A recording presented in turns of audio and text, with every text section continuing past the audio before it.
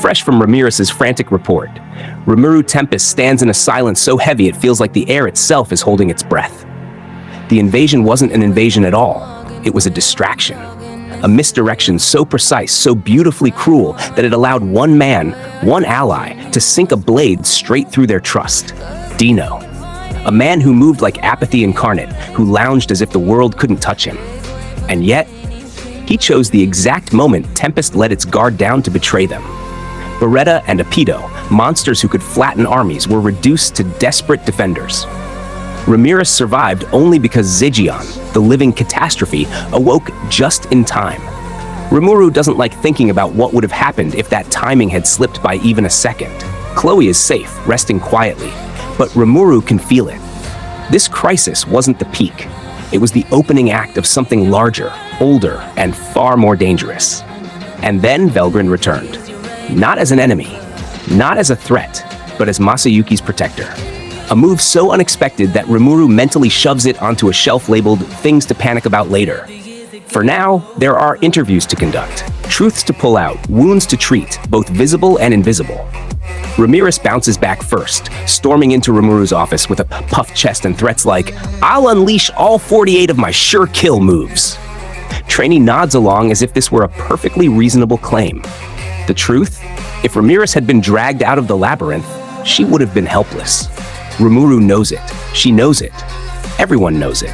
And then there's Vester, eyes down, shoulders lowered, guilt carved into him like a permanent scar. He blames himself for everything, every mistake, every failure, real or imagined. Rimuru reassures him gently, guiding him back from that despair. Around them, the others mutter about Deeno. He's a demon lord. I never trusted him from the start. But Rimuru alone tells them to stop, because he knows something none of them do. Deeno wasn't acting out of malice. No, there was something behind his eyes. A buried urgency, a leash on his soul. The truth hits Rimuru like cold water. Deeno's ultimate skill wasn't just angel type, it was evolving mid-battle. That's impossible. Or rather, it should be. Ciel confirms it with a calmness Rimuru has come to rely on. Evolution mid-battle is normally unheard of. Normally. The word lingers like a warning, and so the interviews continue. They shift to a quieter room, less official, more confessional. Rimuru and Ciel talk privately, or rather, Rimuru talks. Ciel counters, corrects, cuts through emotion with razor precision. Rimuru admits something raw. If Ciel hadn't evolved, I likely would have lost. Ciel dismisses it as pointless theorizing, brushing it aside with a gentleness Rimuru pretends not to notice. But the truth remains. He came close to losing everything. And Deeno, that man's soul is tangled in something Rimuru can't yet see. Ultimate dominion. A force Rimuru recognizes. A force that terrifies even him. He can't free Deeno without a direct soul connection, and so he withholds judgment, refuses condemnation, holds space for the possibility that Deeno wasn't acting willingly. The next interview is even heavier. Beretta kneels head bowed, apologizing for failing to protect Ramiris.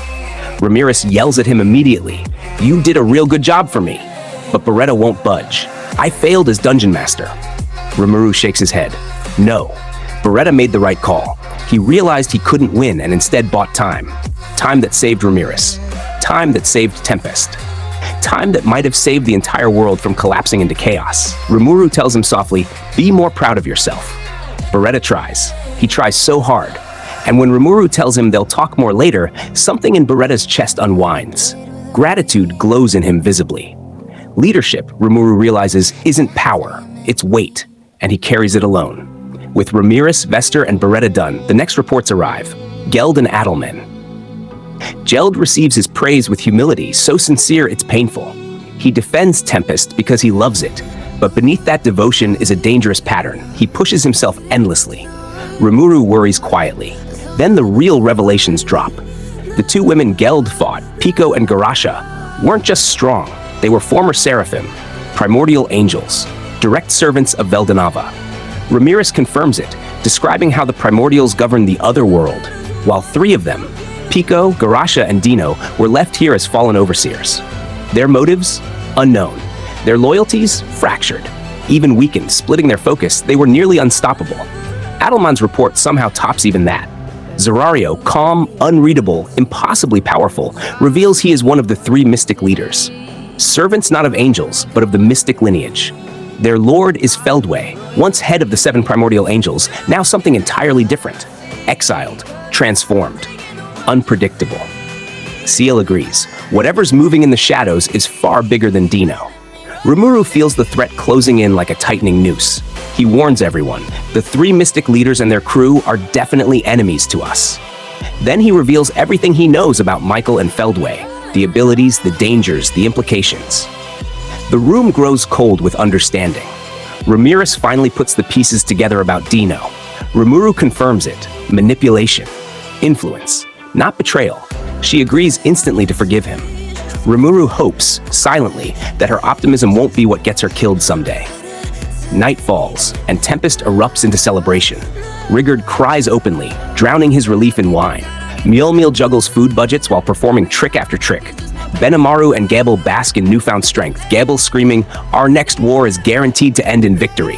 Sokka groans. Rimuru ignores him wisely. Veldora struts, mocking Charis for losing while pretending he himself wasn't steamrolled by Velgrind. Watching him sputter excuses is almost comforting. Charis answers with unwavering loyalty, a quality Rimuru admires but feels is tragically wasted on the Storm Dragon. Diablo and Xion fight behind Rimuru like 2 children arguing over who gets to sit closest to their favorite parent. It's absurd, familiar, home. But beneath the laughter, Rimuru senses something. Power. All of them feel stronger, evolved in ways that don't make sense. Ciel whispers, "Please stop being suspicious of me," then admits she provided a bit of a helping hand. Rimuru decides, tomorrow. Tomorrow he'll interrogate her. Tonight, he lets himself relax. For the first time since the crisis began, he feasts. Morning shatters that peace. Civil servants rush to restore the city. Rigurd oversees infrastructure repairs. Evacuees are prepared to return. Rimuru drowns in paperwork, muttering about how government work is slavery. Ciel does most of it in the background anyway, but Rimuru's first stop is Chloe. The moment he enters, she brightens, then scrambles between formality and comfort. Rimuru teases her.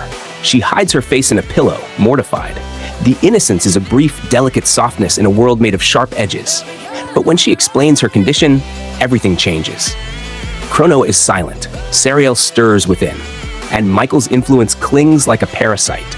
Rimuru's anger simmers, hot and controlled. Ciel offers a solution. Skill modification. Complete liberation. Chloe refuses.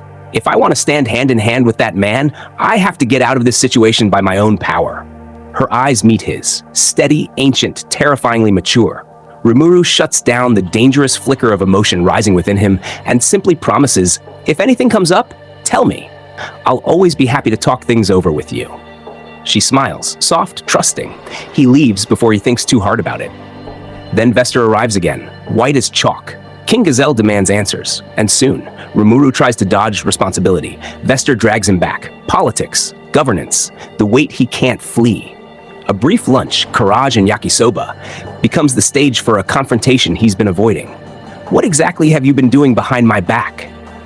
Ciel sounds almost offended. "Being treated with such suspicion is upsetting to me." But then she tells him how she restructured all his ultimate skills, how she integrated Velgrin's Reguel, how she salvaged Uriel, how she reforged Shub-Niggurath into a cosmic engine.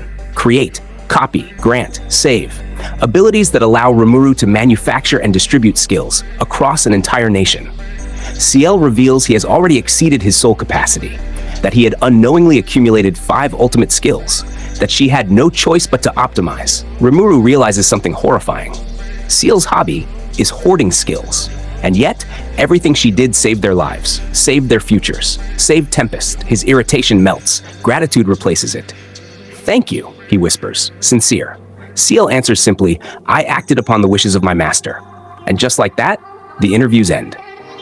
But the consequences, they're only beginning.